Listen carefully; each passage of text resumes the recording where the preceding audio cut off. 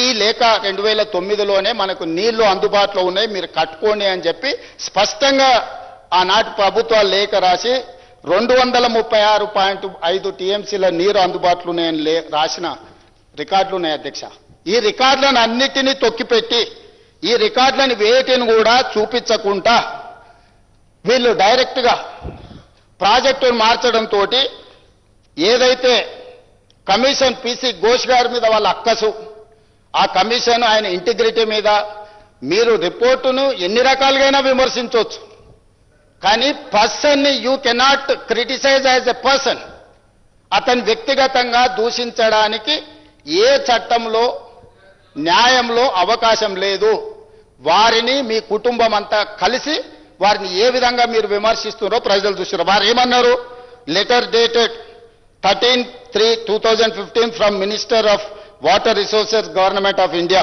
Further, Ms. Uma Bharati, the then Minister of Water Resources, River Development and Ganga Preservation, Government of India, address dated letter number 31/5/2008, PR/C, dated 13/3/2005 అని చెప్పి దీంట్లో relevant extract ఆయన చేసుకుంటూ వచ్చి క్లియర్గా as per of the photocopy of the said letter dated 13/3/2005 shows that the Minister of Irrigation, Marketing, Mines and Geology, Legislative Office, Government of Telangana made an endorsement on the said letter on 23/2015 as under CE Pranayita.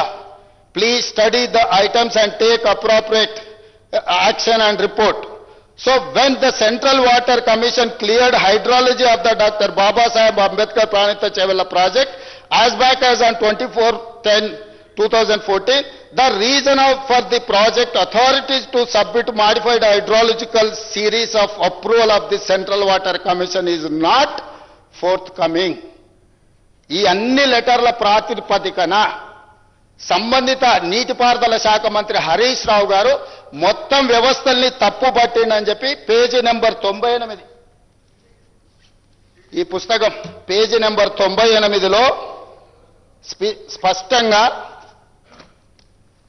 Harish Rao గారు తప్పు చేసింది, ఈ తప్పుకు కారణం హరీష్ రావు గారు అని చెప్పి commission క్లియర్గా ఈ పేజీలో రాసింది అధ్యక్ష.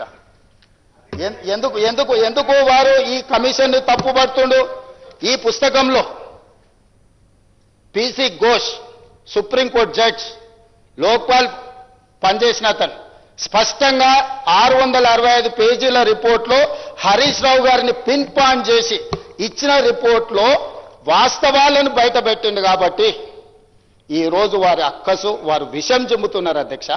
ఈరోజు స్పష్టంగా ఇన్ని ఆధారాలు, ఈ ఆధారాల ప్రాతిపదికన పీసీ ఘోష్ గారు ఈ నివేదిక ఇచ్చిన పేజీ నెంబర్ 98 నేను ఇప్పుడు మీకు రీడౌట్ చేసి వినిపించిన అధ్యక్ష.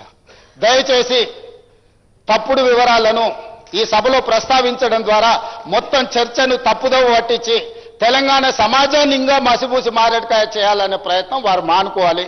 వారి వాదన ఏమని ఉంటే ఏదైనా చెప్పండి. మీరు ఏం విచారణ కోరుకుంటున్నారో అది చెప్పండి. మీరు నీతి పరులు, నిజాయితీ పరులు, సత్యహరిచంద్రునితో సహ జీవనం చేసిన వాళ్ళు, వారి కుటుంబంలో సభ్యులు, మిమ్మల్ని అప్రిషియేట్ చేయడానికి ఏ విచారణ కావాలా? మీకు ఈడీ కావాలన్నా, ఇన్కమ్ ట్యాక్స్ కావాలన్నా, సిబిఐ కావాలన్నా, లేకపోతే సిట్ కావాలన్నా, ఏసీబీ కావాలన్నా, సిబిసిఐడి కావాలన్నా, ఏ విచారణ కావాలనో చెప్పండి అని అంటే అది చెప్పకుండా మళ్ళీ తప్పుదోవ పట్టించే మాటలు మాట్లాడుతున్నారు అధ్యక్ష. దయచేసి వారు తప్పుడు సమాచారాన్ని రికార్డుల నుంచి తొలగించాల్సిందిగా నేను కోరుకుంటున్నా అధ్యక్ష.